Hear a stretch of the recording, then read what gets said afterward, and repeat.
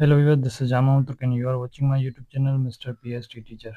दोस्तों, अॼु असां क्लास 5 जो यूनिट नंबर 1 इंग्लिश जो यूनिट नंबर 1 पढ़ंदासीं, जंहिंजो उनवान आहे हेल्पिंग अदर्स। जेके असां पार्ट्स ऑफ स्पीच में हर हिकु वर्ड खे सम्झी ऐं हुनजी करेक्ट प्रोनाउंसिएशन ऐं गॾो गॾु मीनिंग पढ़ंदासीं। सो अचो त हलूं वीडियो जी तरफ़। दोस्तों, सभ खां पहिरीं हेल्पिंग अदर्स। हाँ, हेल्प वर्ब हूंदो आहे जॾहिं हेल्प सां गॾु आई एन जी फॉर्म अचे ऐं उहो स्टार्ट में सब्जेक्ट जी जगह ते हुजे त हमेशह वो जीरन हूंदो आहे, यानी एज़ अ कूड़ो नाउन चइजो। त उहो हिकिड़ो कूड़ो नाउन हूंदो आहे जेको नाउन जे तौरु कमु कंदो आहे। हेल्पिंग अदर्स यानी हिते कम जो नालो आहे, यानी ॿियनि जी मदद। अदर्स जेको आहे उहो प्रोनाउन आहे, हेल्पिंग अदर्स। डायलॉग आहे, डायलॉग यानी ॻाल्हि ॿोल।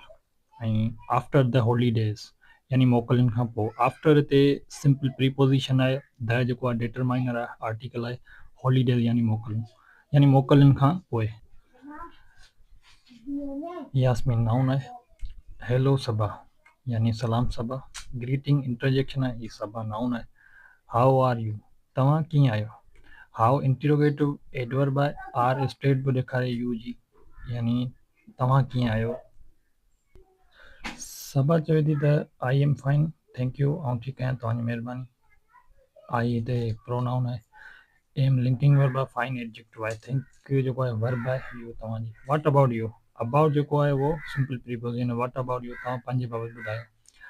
यास्मीन आई एम फाइन, ऐं ठीकु आहियां। हाउ आर यूअर हॉलीडेज। हाणे हिते हाउ जेको आहे उहो इंटरोगेटिव एडवर्ब आहे, वर जेको आहे उहो लिंकिंग वर्ब आहे पास्ट जो, यानी पास्ट जी ॻाल्हि पियो करे। त हाउ आर यूअर हॉलीडेज, तव्हांजी मोकलूं कीअं गुज़रियूं या कीअं रहियूं। सबा चवे थी दे वर ग्रेट फन, तमामु मज़े में। I read a lot of stories, मूं तमामु घणियूं आखाणियूं या कहाणियूं पढ़ियूं। What did U do in the holidays, तव्हां मोकलनि में छा कयो। हिते वाट जेको आहे इंटरोगेटिव प्रोनाउन आहे, डिड जेको आहे उहो एक्सिलरी वर्ब आहे, यू प्रोनाउन आहे, डू जेको आहे हिते मेन वर्ब आहे। इन दी हॉलीडेज मोकलनि में, इन दी प्रीपोजिशन आहे जेको हॉलीडेज न लॻो आहे।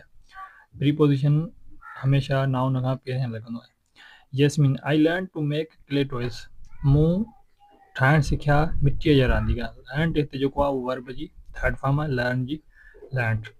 सबा दैट इज़ नाइस, तमामु सुठो। दैट इज़ नाइस, ही दैट इज़ आहे, दैट हिननि करे छॾियो आहे हिते। दैट इज़ नाइस यानी डेमोस्ट्रेटिव प्रोनाउन आहे, इशारो पियो करे त उहो तमामु सुठो आहे। मे बी मॉडल वर्ब आहे, ऐं एडवर्ब बि हूंदो आहे। I learn to make clay toys from you, आउं पिणु सिखंदी आहियां तव्हां खां मिटीअ जा थांव ठाहिणु। हाँ, ही फ्यूचर इंडेफिनिट जी ॻाल्हि पियो करे, यानी फ्यूचर जी मुस्तक़बिल जी ॻाल्हि पियो करे। त आउं पिणु सिखंदी आहियां तव्हां खां रांदीगा ठाहिणु। टू मेक जेको आहे इहो इंफिनेटिव मार्कर आहे, ठीकु आहे। वरी यास्मीन चए बि यू आर वेलकम, ख़ुशि आमदीद या भली करे अचिजो।